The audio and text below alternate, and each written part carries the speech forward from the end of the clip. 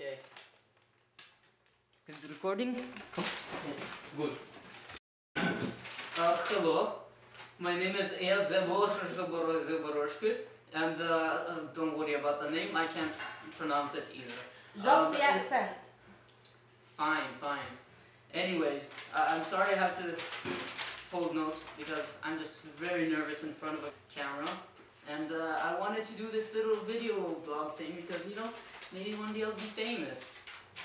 I was born on the 18th of December, 1879, in Gori, in Georgia, which is part of the Russian Empire. And my dad, he was a cobbler, and my mother, she was just washing clothes and stuff to make some more cash because we had a very poor family. I went to a local church school in Gori while I was a kid, and I had to learn Russian, which is, by the way, a very, very hard language. But at home with my family, I only spoke Georgian, which is my, you know, mother tongue, so it was much easier. After that, I attended a theological seminar, which is a church school, but, well, long story short, they kicked me out.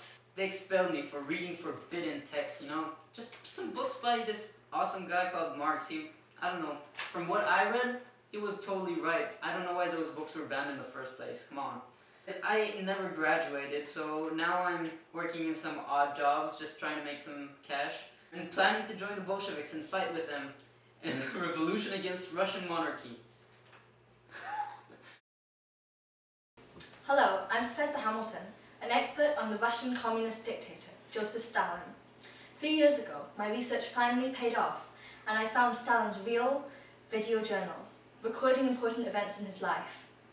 In the clip you just saw, he was describing his early life. This is the first time these clips have been shown, so listen carefully.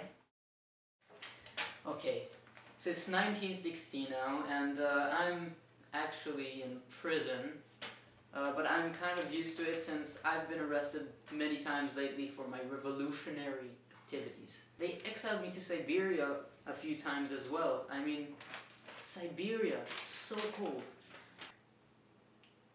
I'm actually pretty proud of that. Anyway, I've been a revolutionary since 1903, and as soon as I can get out of prison this time, I'm going to be more active in the Communist Party. I have a feeling the Bolsheviks are going to succeed in the revolution and take power any day now. And when they do, my day will come. I have very big plans.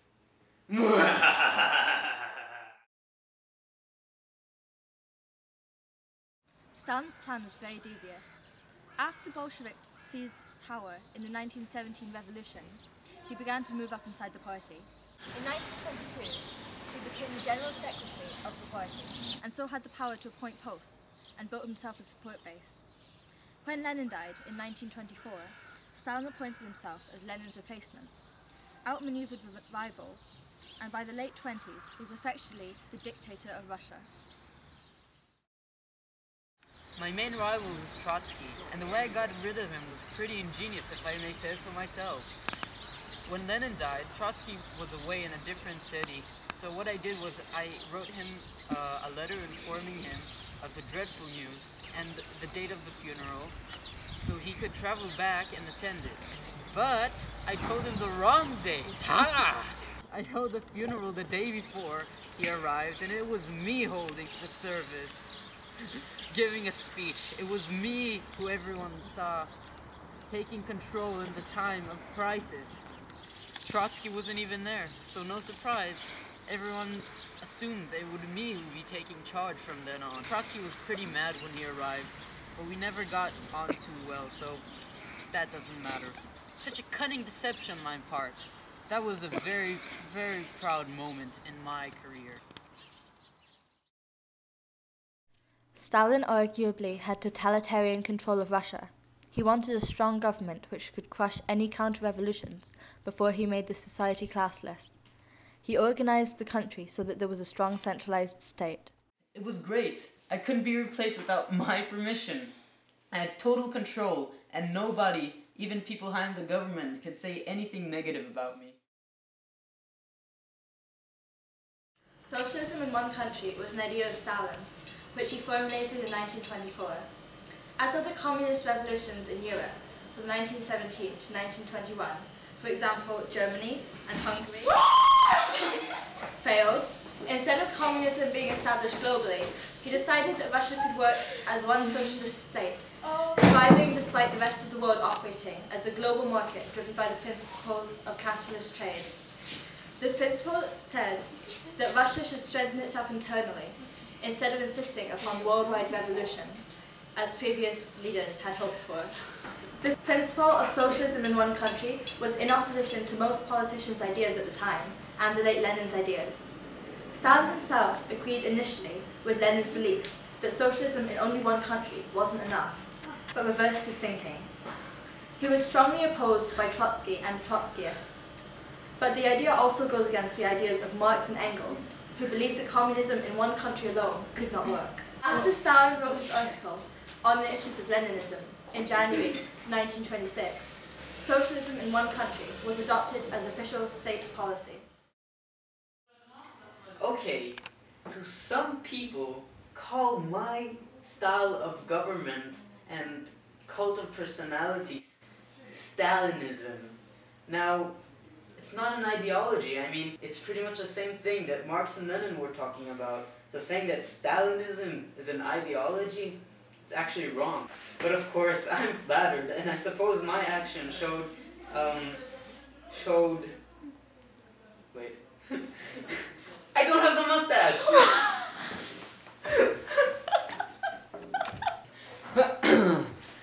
Okay, that's much better. And I suppose my actions showed variance from the paths my predecessors set. For example, one of my greatest ideas was the collectivization of agriculture. Russia's agriculture was in a terrible state when I took hold of the country. And of course, my country has to be able to feed itself. As I put it in one of my speeches, wait, let's see if I can remember the exact words. Wait a second, I have it written right here. Okay. Agriculture is developing slowly, comrades. This is because we have about 25 million individually owned farms. They are about the most primitive and undeveloped form of economy. We must do our utmost to develop large farms and to convert them into grain factories for the country, organized on modern scientific basis. Such a great speech. I love myself. By 1930, the collectives, huge farms made from what used to be smaller, village-owned farms, were in place.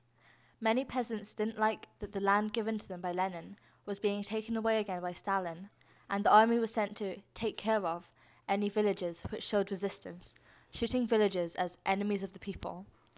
So that the army could not take their resources, the communities resisting collectivization slaughtered their animals and destroyed any grain.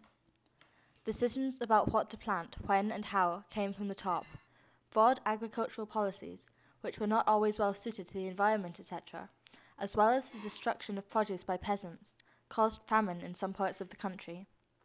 Overall, however, the policy, which involved using more efficient techniques, scale, and machines to farm, was considered a success.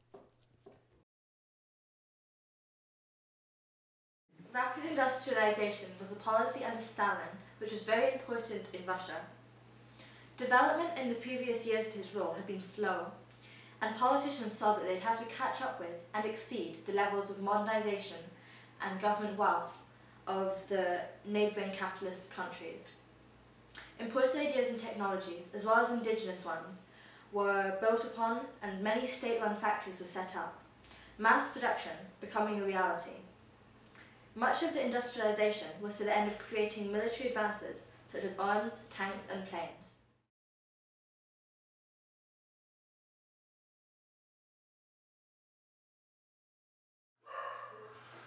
Oh, I didn't see you there. Previous to my rule, Lenin's new economic policy, NEP, was designed to keep the country's economy from crashing and keep it right on track. The NEP was basically a system of state capitalism. The Great Purge was a huge massacre of bourgeoisie ordered by Stalin within Russia from 1936 to 1939 because of his growing suspicions that different party members and military officials were planning to take over from him or sabotage his government. Estimates of the number of people killed ranged from 30,000 to 1 million. Millions more people from the bourgeoisie and army were exiled to the Gulag forced labour camps, many dying during their time in them. Stalin was claimed by some critics to have turned Bolshevism into a form of fascism, often dubbed Red Fascism. Benito Mussolini and Adolf Hitler both spoke positively of Stalin's role, at least in the early days, and believed he was leading the Soviet Union towards Nazism. Although in matters of ideology and rights to territory, there were adversaries, Mussolini and Hitler being on the extreme right, and Stalin the extreme left. Thank you for listening. I'm Connie. I'm Ofer. And I'm Stalin.